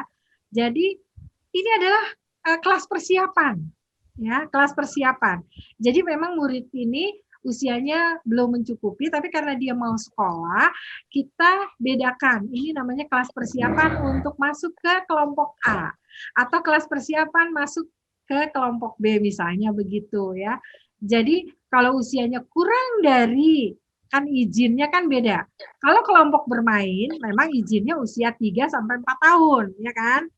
Jadi sekolah itu ada yang punya 2 perizinan. Kelompok bermain dan usia PAUD gitu ya, atau TK. Nah, itu kalau seandainya kita cuma punya salah satu di antaranya, ya bilang bahwa usia yang di bawah ini memang kelas persiapan. Kenapa? Karena anaknya udah mau sekolah. Kami tidak bisa menolak keinginan anak untuk belajar, gitu ya. Makanya kami bedakan kelasnya, dia sebagai kelas persiapan. Insya Allah itu tidak menyalahi. Tapi kalau kita bilang, oh ini dia di kelompok A, itu salah, karena usianya belum cukup, ya, nggak boleh, ya. Jadi kita harus bedakan. Oke, itu. Oke, mungkin dari rekan-rekan yang lain ada yang ingin menyampaikan pertanyaan lagi terkait dengan penjelasan. Kalau tadi lebih kepada bidang keuangan, Bu, ya, bagaimana cara pengelolaan keuangan, pelaporan, pembukuan, pencatatan, gitu ya. Lebih kepada situ. Oh, ini ada pertanyaan dari Bu Ai itu kayaknya yang belum terjawab. Sebentar. Menggunakan kurikulumnya 3-4 tahun saja. Oh iya, ini yang tadi. Ini yang tadi kan. Boleh, kurikulumnya boleh itu. Boleh ya, berarti Bu ya. Oke. Terus dari Muhammad Sultan, minimal 5 orang. 5 orang per kelas. 5 atau 10, Bu. Untuk adik bungsu ya, PAUD. Jadi kalau PAUD boleh gitu. Kan yang dilihat total. Total itu 10 murid ya. Apakah nanti dia ada yang masuk 3 orang di kelas A, 7 orang di kelas B, boleh gitu ya. Tapi kalau untuk kakak kelasnya, apalagi yang sudah SMA, itu nggak bisa. Minimalnya harus 25 murid ya. Nah itu ya, jadi ada pembedaan. Ya. Baik. Kita langsung masuk ke itu bisa dipahami. Kita lanjut ke standar 8. Sebentar, Bu. Ini ya, standar 8.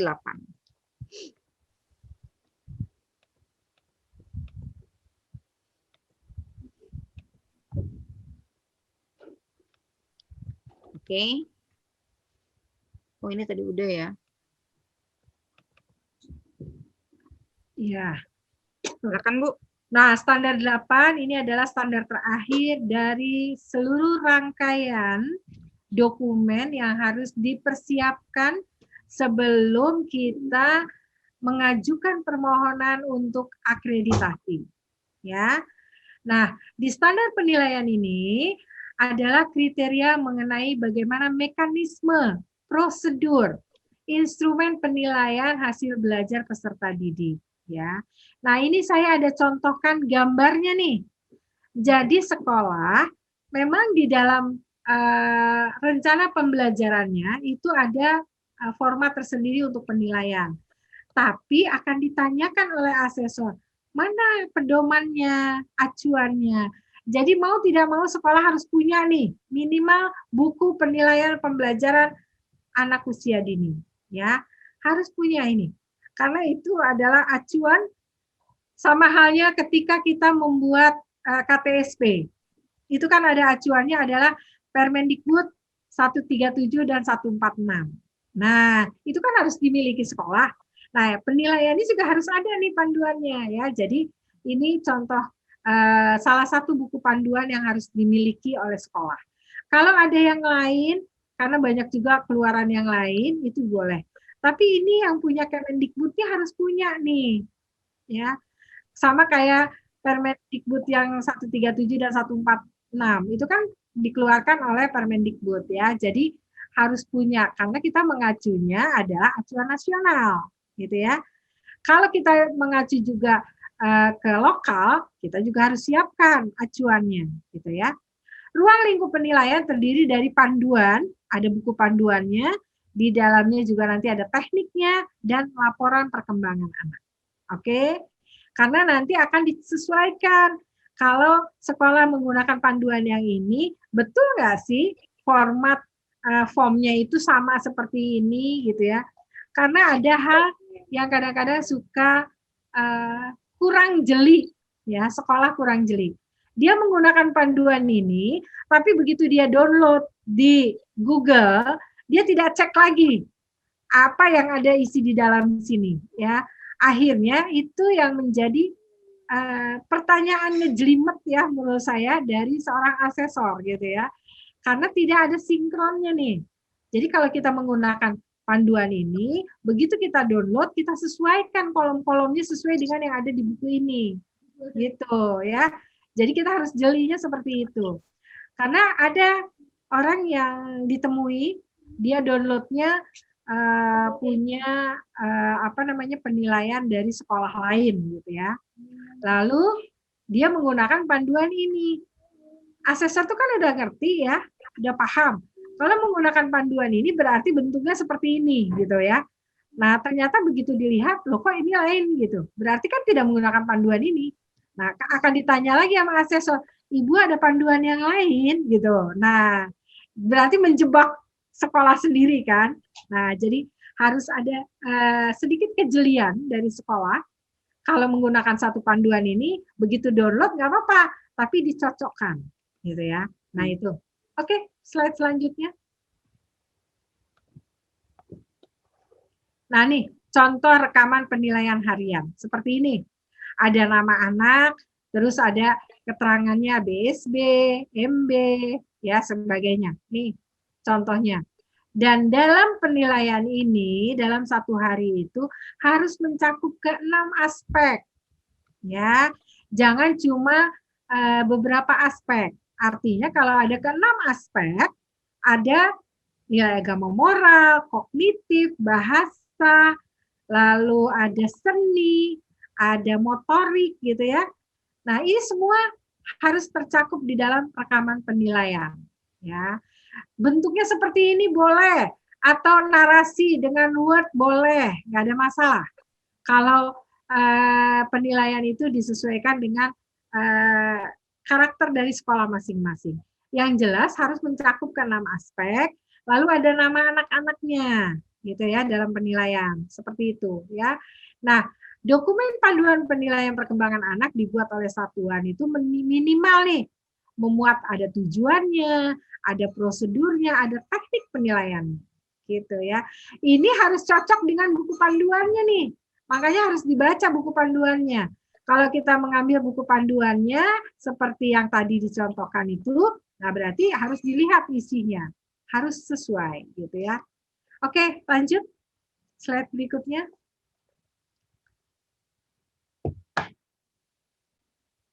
Belum? Belum?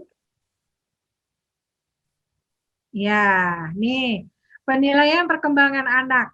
Ini adalah contoh anekdot. Ya, dalam penilaian itu ada 3 nih nanti yang ditanyakan oleh asesor. Ya, untuk PAUD, di mana ada checklist, ada anekdot dan ada hasil karya. Ya, jadi penilaian harian ini harus mencakup ketiga hal ini. Kalau checklist tadi itu misalnya ada namanya, terus di bawahnya ada ya, tulisan BSH, MB, atau ada yang modelnya di checklist-checklist. Itu tergantung sekolah. Mana yang memudahkan dan yang biasa dipakai itu digunakan nggak apa-apa, ya boleh. Nah, hanya di luar yang tadi itu harus ada nih catatan anekdot. Walaupun ketika asesor datang, di catatan anekdot itu cuma ada 1 hari dalam 1 minggu. Misalnya dalam 1 minggu itu yang luar biasanya cuma 1 hari nggak apa-apa. Atau bahkan hanya 1 bulan. Gitu ya. Dalam 1 bulan itu anekdotnya cuma ada 1, nggak apa-apa. Yang jelas kita punya nih catatan anekdot. Nah, kalau hasil karya itu mau tidak mau setiap hari harus ada. Jadi ada nama anak, lalu ada gambar hasil karyanya, lalu ada keterangannya apa bla bla bla bla gitu ya. Jadi untuk penilaian ini sekolah harus melengkapi dari checklist, catatan, anekdot, dan hasil karya. Oke, lanjut. Nah, ini laporan perkembangan anak. Nah, di Sispena membutuhkan laporan secara berkala dan semester. Yang kita sudah miliki umumnya baru semester, yaitu raport, ya kan? Nah, secara berkalanya itu belum ada. Boleh bulanan, boleh per triwulan, gitu ya, boleh. Nah, bentuknya tuh bisa seperti ini, seperti yang dicontohkan. Nah, ini ya, ini adalah hasil rekap bulanan untuk salah satu anak, ya, diambil dari TK Jateng nih, ya. Nah, boleh seperti ini. Jadi, kalau seandainya kita tidak memiliki, kita baru punya yang semester, nanti dalam Sispenanya ini yang berkalanya berarti tidak ada, tidak dicontreng gitu ya. Artinya tidak dimiliki oleh sekolah. Makanya dari sekarang mohon disiapkan. Ya, hari ini mendengar mohon disiapkan untuk laporan berkalanya. Ya, walaupun laporan berkalanya ini katakanlah kita tidak rutin melakukannya atau kita tidak tiap minggu, boleh per triwulan. Jadi nanti boleh direkap tuh dari hasil harian, direkap menjadi per triwulan. Artinya kita punya yang berkalanya, gitu ya, dari tiap anak. Dari tiap anak. Bukan hanya yang memiliki catatan anekdot tadi, tapi semua anak harus punya laporan berkala. Nah, yang memudahkan adalah yang per triwulan aja. Jadi kayak di sekolah SD atau SMA itu ada rapot bayangan. Nah, itu adalah laporan secara berkalanya. Pakai yang rapot bayangan, gitu ya. Nah, itu untuk laporan perkembangan anak harus punya 2 berkala dan semester. Semoga sekolah sudah mulai mempersiapkan yang berkalanya. Karena umumnya yang berkala ini masih jarang dilakukan oleh sekolah. Ya, dimiliki oleh sekolah. Baik, itu adalah untuk standar 8. Semoga bermanfaat. Terima kasih untuk perhatiannya. Atau masih ada yang mau disampaikan, ditanyakan oleh rekan-rekan guru semua? Silakan. Izin bertanya, Bu Meti. Boleh. Iya, mohon maaf nih, saya tadi ngechat, tapi kalau sekarang kayaknya harus langsung deh. Oke. Untuk ini laporan atau penilaian anekdot, Ibu, kan kalau sekarang kita itu pandemi ya. Iya. Nah, penilaian ini kan kerjasama orang tua dengan guru gitu. Jadi kalau untuk anekdotnya itu, apakah kita bisa minta tolong orang tua atau kita gimana ya, Bu? Iya. Baik, pertanyaan bagus karena memang masa pandemi, pembelajaran banyak di rumah, kita bisa minta orang tua untuk membantu kita. Kalau orang tua berkenan. Atau kalau orang tua tidak berkenan, kita guru bisa menilai dari dokumentasi. Ya, misalnya gini, dalam minggu ini adalah kegiatannya anak berkreasi membuat menempel gitu ya, seni kriya, menempel dari bahan-bahan alam misalnya gitu kan. Nah, dari hari Senin sampai hari Kamis itu bisa dilihat dari dokumentasinya. Apakah anak melakukan sendiri atau anak dibantu oleh orang tua. Kan kelihatan hasilnya. Kalau kita sudah sering melihat dokumentasi yang dikirimkan orang tua, kita bisa tahu nih, ya. Jadi kita sudah bisa jeli melihat foto-foto yang dikirimkan orang tua. Apakah memang dikerjakan anak atau orang tua? Karena kalau dikerjakan anak, yakin tidak akan serapi kalau dikerjakan oleh orang tua, ya kan? Nah, ini ada kejelian para guru untuk melihat itu. Lalu di mana anekdotnya? Kan bisa dilihat di sana. Oh, ternyata cara menempel waktu dikerjakannya itu kan ada fotonya tuh. Iya. Dia sudah benar, gitu ya. Misalnya katakanlah, oh si Ani cara menempelnya sudah benar, gitu ya. Tapi si Budi masih belum benar. Kenapa? Karena dia melewati dari pola yang sudah ada gitu. Misalnya seperti itu. Itu juga kan jadi anekdot. Artinya ada perkembangan. Nah, begitu juga yang si Budi misalnya. Bulan-bulan sebelumnya dia sangat rajin untuk melakukan kegiatan menggunting dan menempel. Tapi di akhir bulan ini atau di semester ini dia kelihatannya lagi malas untuk melakukan kegiatan menggunting dan menempel. Dia lebih suka kegiatan motorik, misalnya senam gitu ya, melempar dan sebagainya. Nah itu kan kita juga bisa bilang anekdot. Bahwa mundur dia. Ya, ada kemunduran dari si Budi di dalam pembelajaran. Karena untuk semester 2 ini si Budi kurang memenuhi permintaan guru atau tidak mau melakukan kegiatan menggunting dan menempel, misalnya gitu, ya. Jadi kalau orang tuanya tidak bisa diajak kerja sama, kita bisa lihat dari foto-fotonya. Tinggal kejelian dari kita, apakah memang dikerjakan sendiri oleh si anak atau oleh orang tua. Gitu. Ya. Baik, terima kasih Ibu. Ya, jadi anekdotnya bisa dilihat dari gambar-gambar yang disampaikan oleh orang tua, gitu ya. Terima kasih Bu Meti. Sama-sama. Mungkin Yana mau info nih Bu, jadi mungkin untuk rekan-rekan yang memang baru bergabung di webinar kali ini dan belum tergabung di dalam grup WA kita yang sudah ada, nanti boleh dijapri ke saya untuk nomor telepon rekan-rekan semua di nomor telepon saya di 0812 89364792.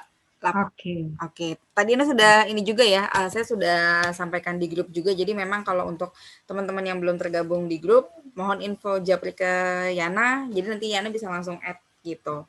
Oke. Ya, terima kasih Yana. Ya.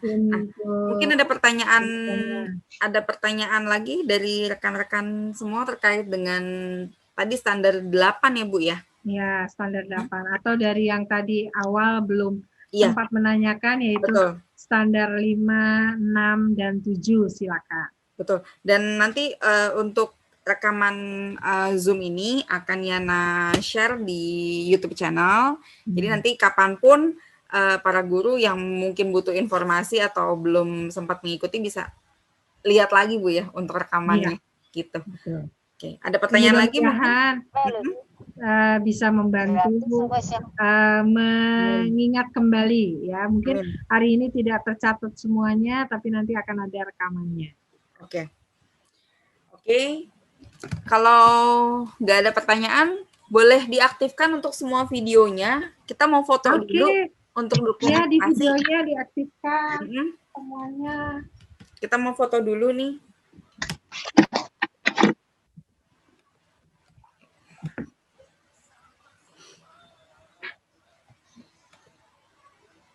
Ya. Saya bergeser dikit karena di belakang saya lagi ada pasanganku sedang berbenah. Gak apa-apa Bu. Ayo, boleh semua diaktifin ya untuk videonya. Jadi ini kebetulan ada dua frame, jadi nanti foto 2 kali. Gitu. Oke, senyum semuanya. Ya. Udah siap? Ya. Siap ya semua ya. Yuk. 1, 2. Sekali lagi ya. Yuk. Ya. Tunggu sebentar Bu. Yana simpen dulu. Langsung Yana copy paste dulu sebentar. Ya, siap. Ya. Oke, 1, 2. Ya, frame berikutnya semangat. Oke, sekali lagi. Semangat. Ya, semangat. Sekali lagi ya. 1, 2. Semangat. Semangat. Yuk. Oke.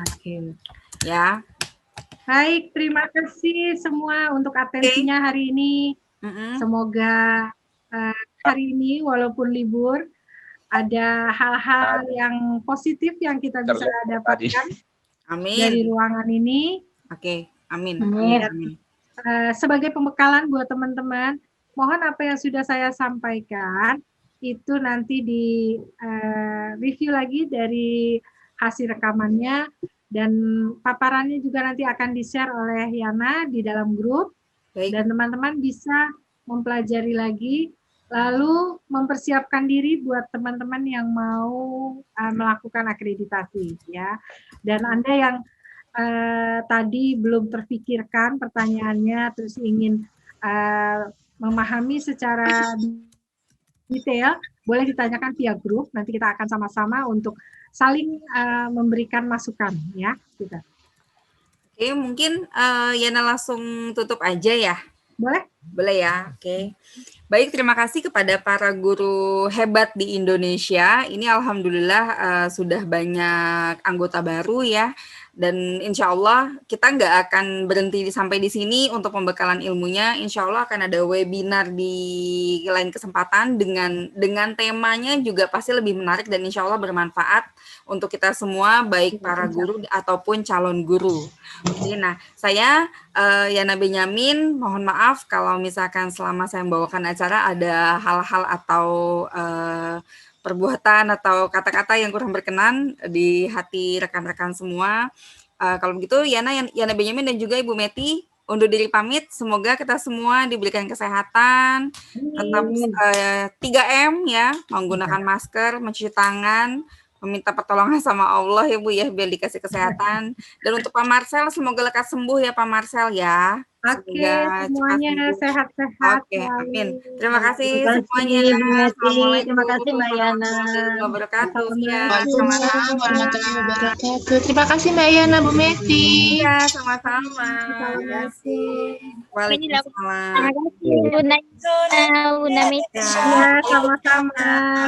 Terima kasih, Bunda Meti. Tanah tumpah